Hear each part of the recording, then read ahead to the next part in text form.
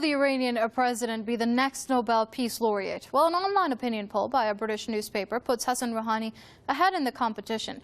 A survey being conducted by The Guardian shows respondents believe Rouhani is the most deserving to be awarded this year's Nobel Peace Prize. The opinion poll officially closes on Wednesday. So far, over 70% of the online voters have picked Rouhani, more than 4 times the number of votes received by Pakistan's teenage social activist Malala Yousafzai, who is in second place. The poll does not reflect the Nobel Committee's actual opinions, but Rouhani is being lauded for his recent overtures calling for the establishment of ties with the West based on mutual respect and understanding. Well, joining us now from Idaho via Skype is author and journalist Mark Glenn. Many thanks for joining us here on Press TV, Mr. Glenn. Now, what do you make of the response Rouhani's recent overtures to the West is getting from people across the globe?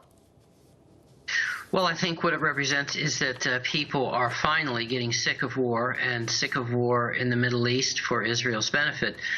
Granted, this is just an online newspaper poll that is being conducted, so it doesn't necessarily speak in any kind of an official capacity vis-a-vis the Nobel Prize Committee.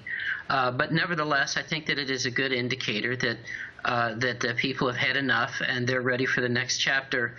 Not just of their lives as individuals, but all of our lives as human beings on planet Earth. Whether it is something that's actually part of the overt intellectual process, or whether they just have this feeling down in their bones that these wars are never going to end until Israel is contained, I think that the statement here that is represented by this poll indicates that people have had enough and they're ready to go back to peace and prosperity.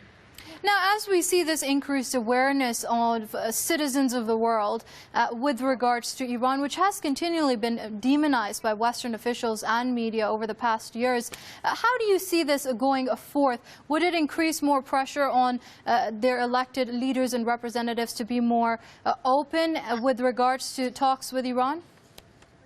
Well, yes, I think actually it's a double-edged sword, because as the West is making these overtures towards Iran, and there seems to be this warming of ties, this also can be used to put pressure on the Iranian government to bend in this area and to concede in that area in ways that actually may, in the long term, be detrimental to Iran's national interests. So obviously, Iran has to be cautious about that. But at the same time, given the fact that the West is constantly lecturing the rest of the world on how it is superior by virtue of its democratic process, and how it is basically a political system that is designed to be utilized by the will of the people.